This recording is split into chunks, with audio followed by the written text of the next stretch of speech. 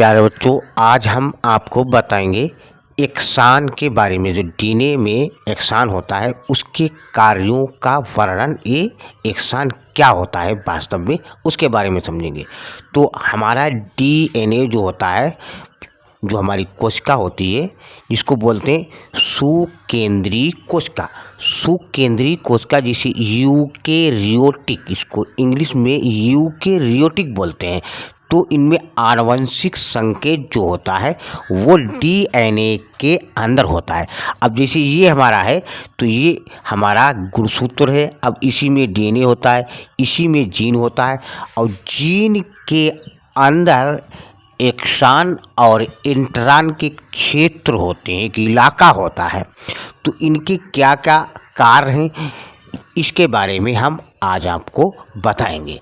तो सुकेंद्रीय आपको समझ में आ गया। कोशिकाओं में आनुवंशिक संकेत डीएनए के खंडों में, यानी खंड जो होते हैं डीएनए के छोटे छोटे खंडों में बटे होती हैं, और एक्सान विखंडित जीन के असतत, विखंडित मतलब बिखरना, पृथक होना, असतत कोडिंग भाग है, ये कोड करता है।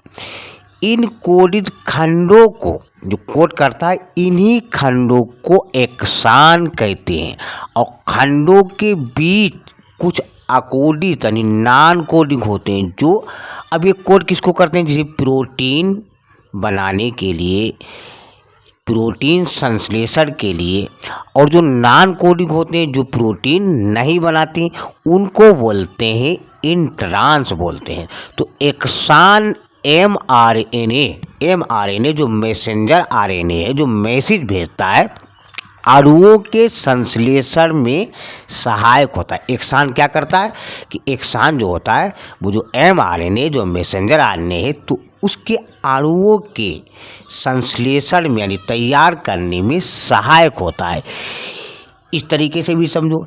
एक्सान को यानी इंट्रान के द्वारा, जो एक्सान होता है उसको भी इंट्रान के द्वारा अलग किया जाता है, पृथक किया जाता है।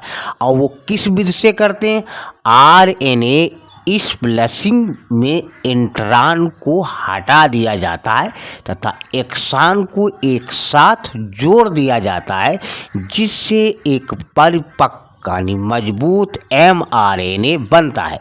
एक्सान बेकोडिंग के क्षेत्र होते हैं, यानी एक्सान ऐसे क्षेत्र होते हैं जो कोड करते हैं जो विशिष्ट एमिनो एसिड, क्योंकि एमिनो एसिड ही मिलते हैं 20 प्रकार के एमिनो एसिड, तभी तो प्रोटीन, एक प्रोटीन का अणु बनता है। तो जो विशिष्ट एमिनो एसिड के लिए कोड करते हैं, और एक्सान प्रोटीन के निर्माण में बहुत ही महत्वपूर्ण है। एक्सान तथा गैर कोडिंग क्षेत्र, जैसे ये हमारा इंट्रान, ये कोड नहीं करता है, क्षेत्रों द्वारा अलग किया जाता है, जिसे इंट्रान कहते हैं। इंट्रान को किस विधि से हमने आपको बता दिया, इस स्प्लिसिंग जो विधि के द्वारा इसको हटा दिया जाता है इंट्रान को। तो बच्चों, ये हमारा एक्सान के कार्यों का एक संक्षिप्त वर्णन के बारे में बताया है। लाइक, सब्सक्राइब, कमेंट जरूर कीजिए।